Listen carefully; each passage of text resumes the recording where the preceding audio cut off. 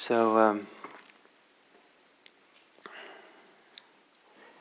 a story, a fable maybe, that I'm fond of is that you might have heard from me before, of a young woman, maybe a teenager, who their family moves for a year to a new country far from where they are.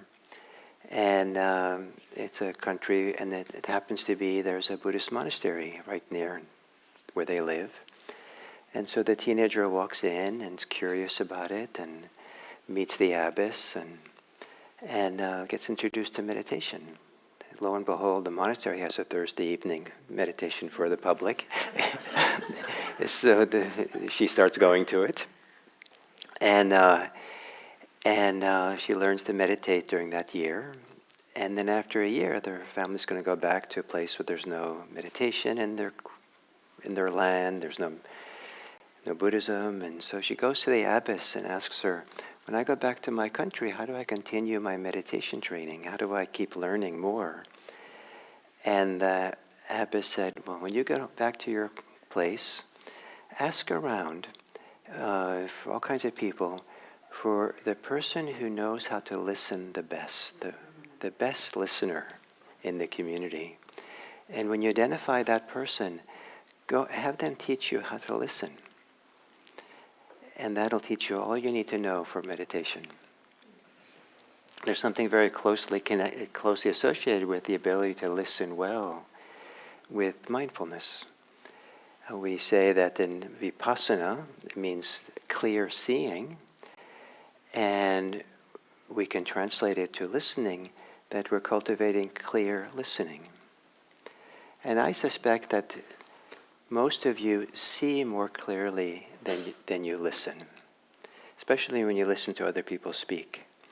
That some people don't really know how to listen.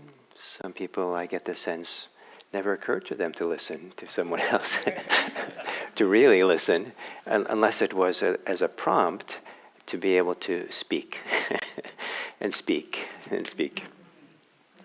And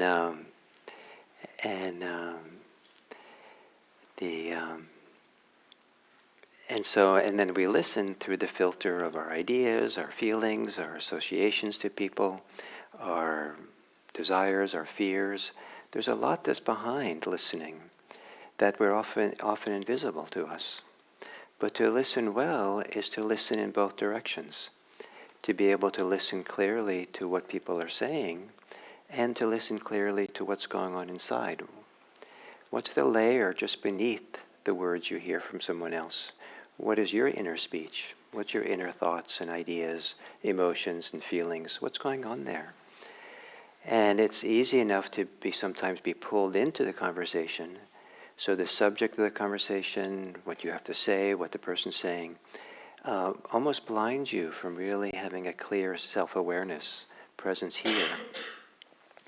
And the cost of that is that we don't listen well when we have a whole backlog or a whole kind of background, context of thoughts, reactions, judgments that are going on, and we don't know we have them. We're kind of hearing through the filter of that background. And it's not wrong to have a background, but it's all those thoughts and ideas and opinions you might have, desires and aversions. What we want to do in this practice is to know them and take them into account. And then if you really know them well and take them into account, you might decide a few of them, just a few maybe aren't needed. And you can put them aside. Let me be careful here. Let me listen without that filter. And maybe what happens if I can listen without any filters at all? Or maybe there's a more useful filter to listen to someone. If you're listening to someone speak and something about what they had said triggered some desire you have, they say, I need to talk to a friend. I'm having a hard time. I recently went back to St. Louis and it was hard and I want to talk to someone. There's someone to hear me as I talk. Well, St. Louis is where you met your childhood sweetheart that didn't go so well. And so you're listening to them, but really, now, relationships are difficult, that relationship was difficult, and I don't know about this person now, and it's a whole world going on. Maybe, if you really know how much that's triggered in you, you say, wait a minute, my friend is suffering. What if I listen through the filter of that? The person's suffering. How will I listen if I really want to know my friend? Maybe I will have thoughts. Maybe I'll have questions. Maybe I'll be listening to something. Maybe I'll be listening to what's behind the words. Maybe I'm listening to understand. And they said X, Y. Does that mean Z? No, it means X, Y, and A for them. And wow, okay, so it's more complicated than I thought. And let me listen and find out. So, sometimes we can change the context the lens through which we're listening in a way that's more beneficial. And sometimes we can drop a lot of the lenses and we can just listen clearly. And the same skill is what we're learning to do in meditation. We're learning to do that, to be present for ourselves. And here, meditation in some ways is easier because maybe with your eyes closed, you are a little bit more internal. You might be a little bit oriented towards what's going on in there. And that can mean one of two things. Ideally, it means that you see it much more clearly, what you're doing in there, and you're more likely to see what to be involved in, what to let go of, right now I just want to be with my breathing. I don't need to think about, high school sweethearts that didn't work out. And so you stay present. Sometimes in conversation, it's so easy to lose ourselves in it that we don't really track ourselves that well. And we don't really track that we're being spinning out into our thoughts and ideas. And maybe we even stop listening sometimes. I've been with people whom I saw in their eyes that I seemed to disappear. They were so involved in the conversation, like I felt I can go like that. And, with my hand in front of their eyes and do you know that I'm here? Be kind of really absorbed into some kind of preoccupation. And maybe I've been that way too. The conversations are kind of sometimes a place where people lose a lot of their mindfulness. So, and sometimes we do it in meditation as well. But to listen well.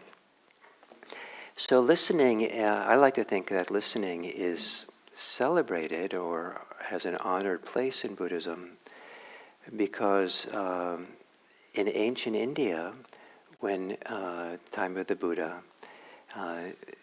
there was no audio dharma. You couldn't just get your device out and listen to any talk you wanted to that's ever been given in the last 10 years. And there were no books. There was nothing recorded. There was no libraries. And knowledge, information, religious teachings, it all went through oral transmission. Listening to someone speak, listening to someone chant, listening to someone tell a story, listening to someone singing. But it was all through hearing that people learned about just about everything that is transmitted, like we do now with books and things like that. And so when the Buddha was going to tell some people something really important in his teaching, he would preface and he'd say, okay, listen carefully. Listen carefully now. Because that was the vehicle. With the implication there's ways of listening carefully and the ways of listening casually or not carefully. Be really present here. Now this is important. And it was particularly important back then because if someone had something really significant to say, really important to say, you couldn't go look it up later. Can you give me the reference? And then you go to the library. the only library that existed was in your own memory.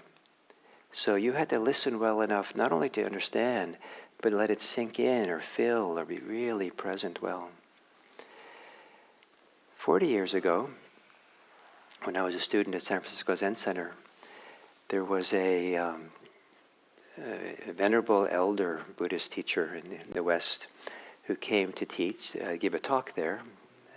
And he came along with a senior student. And so he gave a nice talk to the Zen students. That was, I don't remember what he said exactly. But then he turned to his student who'd been listening and asked the student to give a summary of what he just said. And the custom of that teacher, his students had to listen so carefully to what he said that they had to, at the end, they'd have to be able to summarize it for everyone else. Wow, okay. Now you really have to listen, really take it in. And so, you had to listen, you had to understand, and you had to memorize, which means you have to be actively engaged in a certain kind of way. And what you learn in that being more active, in listening that way, is also sometimes what's needed to be mindful in meditation. And the art of meditation is how can you be deeply relaxed, at ease, but also really awake, really kind of energized in a certain way, to really be present without actively thinking you have to memorize anything, but so you can take it in deeply so that you would know later, oh, this is what happened. And this is the way I was trained in mindfulness when I first was introduced to this practice in Burma. We were all told to have a little notebook. We would write field notes about what happened in our meditation on retreat. And it was really field notes. It was just really like my breathing was shallow. I noticed it. When I noticed it, it relaxed a little bit. It was still kind of shallow. I continued meditating. And then later I noticed that it had gotten really deep and quiet. Something, it was never any commentary, no judgments, no story, no explanation, no why, just field notes. And so when we meditated, we had to be alert enough to recognize what was happening so that we would remember it to write it down later. And I found that it was really helpful for me. It kind of created kind of alertness, aliveness. I kind of delighted in this aliveness to go, oh, okay, what's happening here? Let me take it in, let me feel it and be with it. And it protected me from a wandering mind. It took me away, because then I wouldn't have anything to say, except my mind wandered for 45 minutes, and that wasn't so good to tell the teacher. And, so just be present. And so it turns out that the word sati, the Pali word for mindfulness, has a kind of secondary meaning, or derived from, etymologically, from a word that means memory, to remember. And I think it's such an important idea, remember, that I hope I get away with playing with the English language. And say to remember is to remember. Bring all the members back together. We're trying to be so present here now that all of who we are gets to come back together and be part of the picture.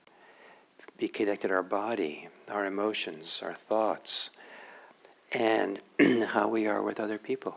Really, we recognize, how am I with them? What's operating when I'm listening to someone else? Am I mostly afraid?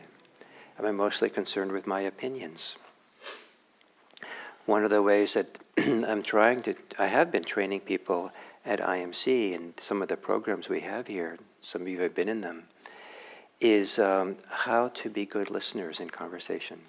We have, and sometimes we do that here, Sunday even, but when some of these year-long programs I teach, we have people kind of form some dyads, small groups, and I often introduce them to people. This is not a talking exercise. They're going to get given a prompt to talk about. It's a listening exercise. And when it's your turn to talk, You're just giving other people a chance to listen. But it's really a listening practice for all of you, with the idea that if it's a talking exercise, people are more likely to think about what they're going to say when it's their turn, and then they're not listening. And then I often tell people, when it's your turn to speak, only say one point. Say it well, but not with too long of a story. Because the idea is you want to offer one point so people have something to listen to, but so there's lots of time to hear what the one point the other people say.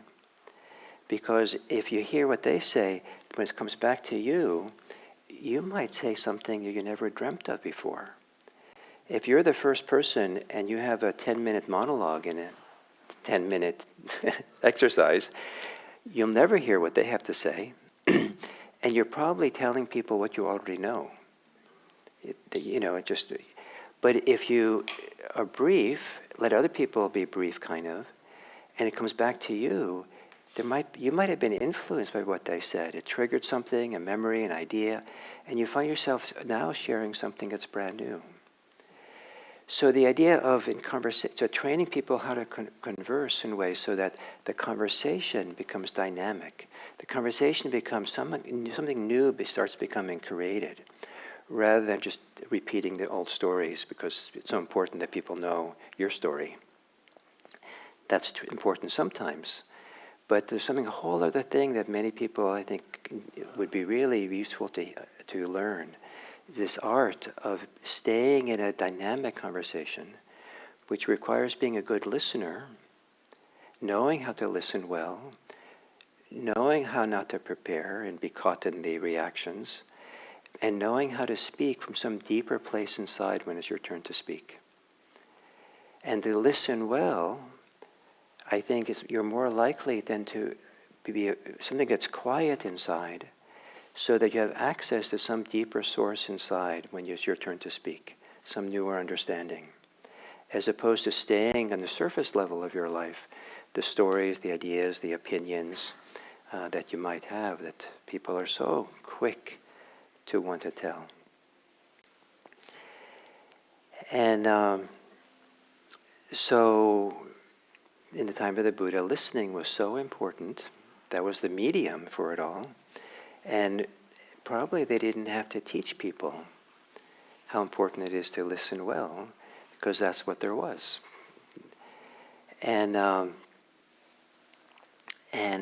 so the disciples of the Buddha, the people who were his close disciples, they are referred to in the ancient language as the listeners. Savaka means those who listened. And so that's how they're remembered. It's those people who sat with the Buddha and really listened.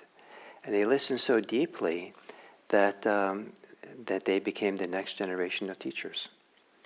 So how do you listen that deeply? How do you really are present? And so some of this also relates to how you listen to a Dharma talk. And there's many ways of listening to a Dharma talk. There's many ways of listening to a conversation.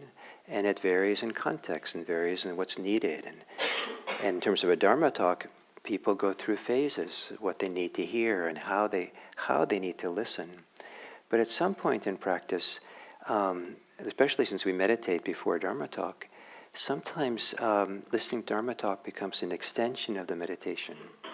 Rather than listening for information, you're listening for something deeper. You're listening for what can wash through you. Ideas, the tone of voice, the pacing, the feeling in the room, more than the ideas. And I've had situations where I listened to Dharma talks where I felt radically changed by the Dharma talk. I entered into a kind of a deep state of concentration, listened to it, very calm. And when I left, I realized I couldn't remember anything from the talk. I had listened well. In that context, it taught me something. It connected me something deeper than the ideas of the talk. And other times, it's the ideas that really spoke to me. And something went off, and something beautifully woke up in my mind, ideas, associations, and I became a different person. Wow, I never thought of that before. And then I would go home and be thinking about it and working at it and mulling it over and digesting it. And that was the important thing. But to hear that just now I gave two different ways you might listen to a Dharma talk,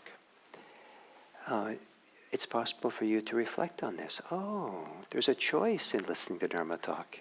It's not just sitting here to be entertained. It's not just sitting here to be a passive recipient of something and sit back and judge what's happening and measure it against, I could be watching Netflix or something. But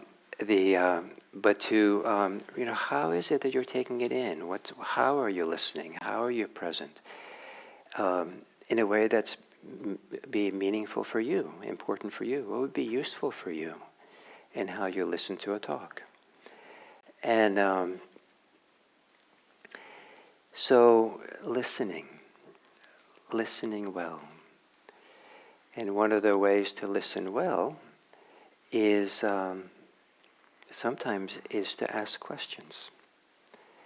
Sometimes you can ask the person you're with questions to learn more. Sometimes there's the art of kind of open or broad or open questions that just can be interpreted in many ways, because you want to just give the person lots of room to share what's important for them. I mean, it could be something like, oh, tell me more. Is there anything more you want to say about that? That's a very broad question. And so it gives them permission to find themselves what's important. Or rather than you asking like the most precise detail, that's important for you.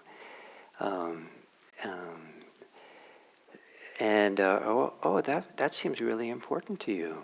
How is that important?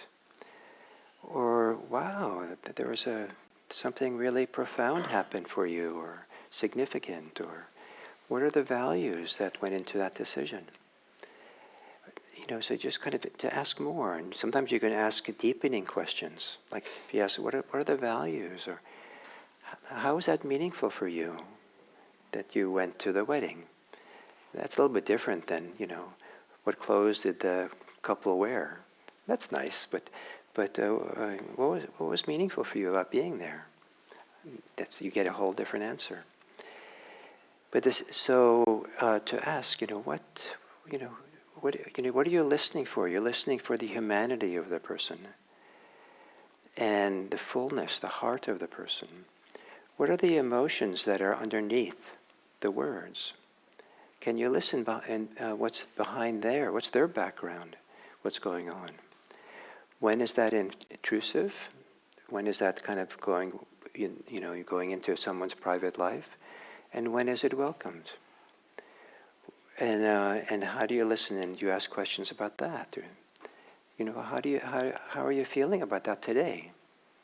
That's very broad. They can probably not feel like you're probing. And then they might say, okay. Then you say, okay. That's all they want to say. Or they might say, wow, thank you for asking. I didn't realize that I was still anxious. That caring, I didn't realize. Thank you. Now I understand myself better. So to listen well, to listen with clarity, to think of listening as an extension of meditation, or think of listening well, learning the art of listening as something to learn, as an art to learn. I suspect a lot of people in our culture have never even thought that listening is a skill that we can get better at.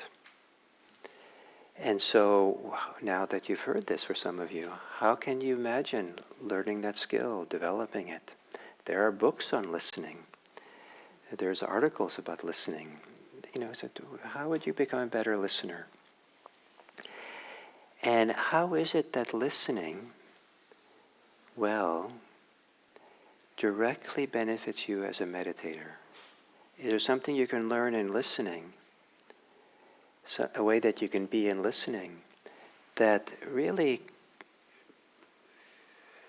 supports the strengthening of your capacity to be really aware when you meditate. Listening cultivates mindfulness. Listening cultivates compassion. Listening can cultivate empathy and compassion, care. And so all those also can be cultivated in meditation. We're cultivating mindfulness. We're cultivating concentration. We're cultivating compassion and care as we're present for ourselves. What you learn in really listening well to others, can that translate to how you meditate better? And as you learn how to meditate better, what is it you can learn from that for how to be a better listener? So those are my thoughts for today. And partly because we have a tea, and partly after all this, I should give you a chance to try. So we'll take about, maybe 5-6 minutes for those of you who'd like to just turn to one or two people next to you and have it just say hello and introduce yourself. It is tea, so it's nice for people to say hello, and people are new to be welcomed. And if you don't want to do this, you can certainly, when I finish speaking, you're welcome to go. You can come back for the tea if you want, walk around the block. And some people choose not to be part of these discussions, but they stay in the room meditating or sit quietly with their eyes closed. And that's actually quite beautiful too. I think of it as supportive of everyone else. And it's sometimes quite lovely, the way of being present, to hear all the happy sounds of talking around it, not participating. So whatever you're comfortable with. But the suggestion is that share maybe one example of a time in your life that you felt well listened to. And say something, a little bit of what that was like. And have a little conversation back and forth about that, and then another person can have a turn to talk. And remember, be brief and see how much you can go around and see what that does for each other. Is that okay? And as you form little groups, like one or two people, look around and make sure no one's left alone. Because sometimes people coincidentally just look in the opposite direction, and one person's left there sitting like, what do I do now? So just let's be inclusive. And and I'll ring a bell when it's time to stop, and we'll come back and talk a little bit more as a group. So please.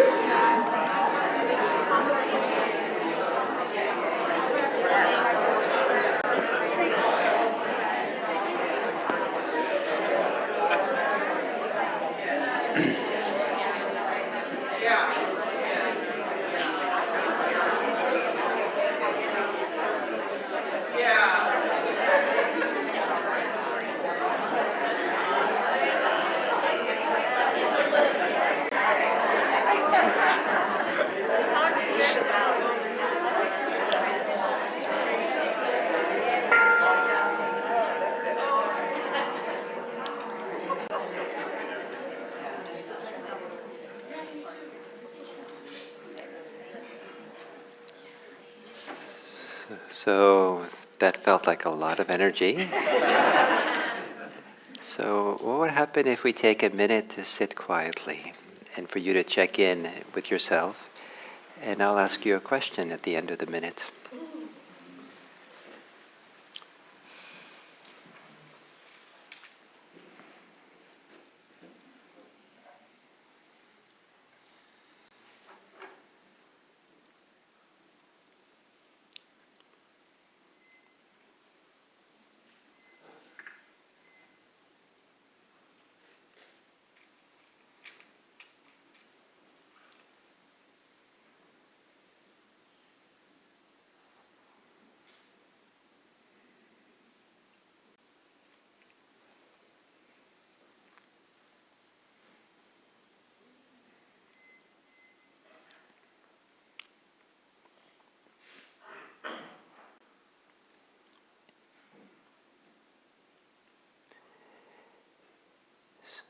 So if there's a question during this little quiet time right now for you to reflect on.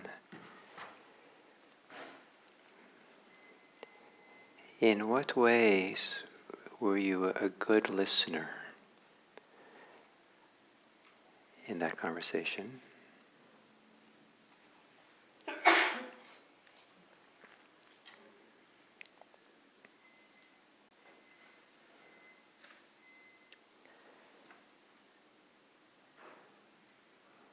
And in what ways could you have been a better listener?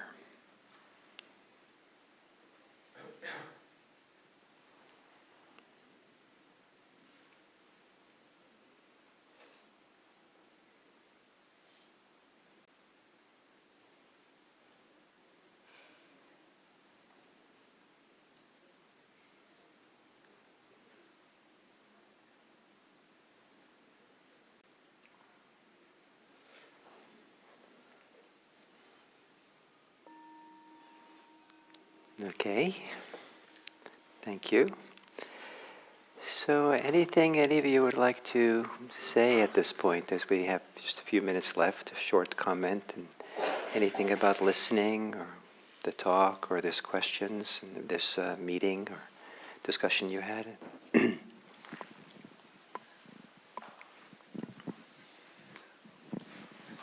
Thanks, Gil, for the talk about listening. It was really helpful. I'm wondering, though, what do you do with all your feelings, thoughts, and everything you want to say? Like, especially if you're catching up with a friend or something's on your mind that's bothering you, like, what would you recommend to... I mean, this is stuff that comes up for me a lot when I try to meditate, too. It's just all these thoughts and... Or, like, discomfort, you know? Yeah. So there's lots one could possibly say, because the question you're asking is a really good one, and it's like the tip of the iceberg for being a how to be a human being. Yeah. So there's a lot I could say, but I'll say something now. One thing is, with certain friendships, you can say what's happening for you. You know, I have all this stuff inside that I feel like I want to share. I know we don't have much time, and I'm not expecting to, but I just want to let you know this is what's inside of me right now. Just so they know too, it's shared. Oh, okay, that's the situation, and okay, my friend is this way, I know her better now, and this is good. So just share what's happening, and who knows what will happen. Once you share what's going on underneath you with your friend, that allows something new to unfold that neither one of you could have ever imagined. So you might try sharing it. It might the person says, I realize I can cancel my next meeting. And I want to hear. So let's go for a walk and I'll really listen. Who knows what will happen? The other is, that's the first thing. The second thing is try to listen, like in meditation, try to listen or feel what's behind all of it. If you're able to go deep, deep inside, is there a common denominator? Is there a common source for all these different things you want to say and be involved in and do? And it might be that they all trace back to kind of like one primary feeling or motivation or impulse. And what is that? Can you really discover what that is? And if you do, does that change what the conversation is going to be about, or change what's important for you. Great, thank you.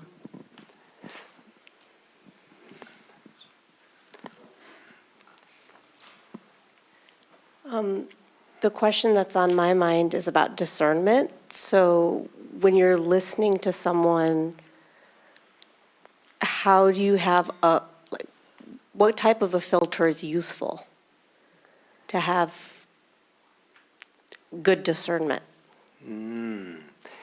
Well, that's the question. I would like to propose that the best answer I could give is keep asking yourself that question. And there's two reasons for this, replying to that. In some ways, it's unsatisfying that I should answer that way, but I want to explain why it's wise.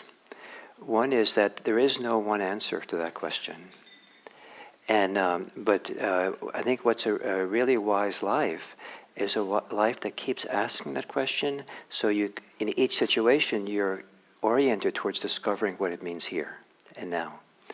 So I love it that you have it. So, but keep asking it, and then the question is, how are you discerning? Depends on if you understand the situation well.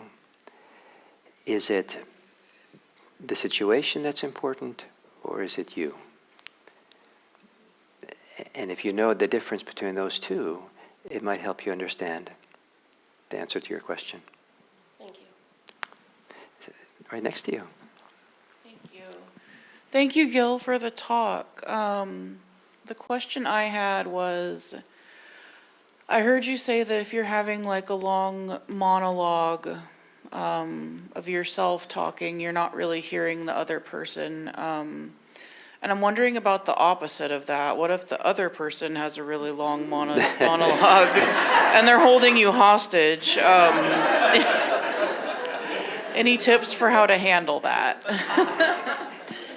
Yes. So, again, it depends a lot on who the person is. If it's a really good, trusted friend, you might point that out.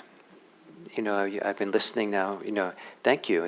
Sounds like this is really important for you, and I want to check in with you right now, make sure that we're on track, because I'm beginning to zone out. It's been 20 minutes now. And we're close and important, and, can we take this into account? And how should we go forward now? So if it's really good, some people you can't do that with. That they would get angry, they would be upset or something. So you have to be discerning. Sometimes you have to be clever and insert something that changes the direction of the conversation. That and sometimes it's as big as, excuse me, I hear you, but I really need to go to the bathroom. And you don't have to tell them what you're going to do in the bathroom. You're just catching your breath and making a pause in the conversation. So there's all kinds of strategies of what to do. But one of the really good things to do always is when someone is talking a lot, try to listen carefully to why they might be doing this. What is going on more deeply for that person? Because everyone has depth. Everyone has a background that's probably been difficult. Everyone's been shaped by the life they've lived. And so try to listen more deeply. Why is this person going on and on? What's the need this person has?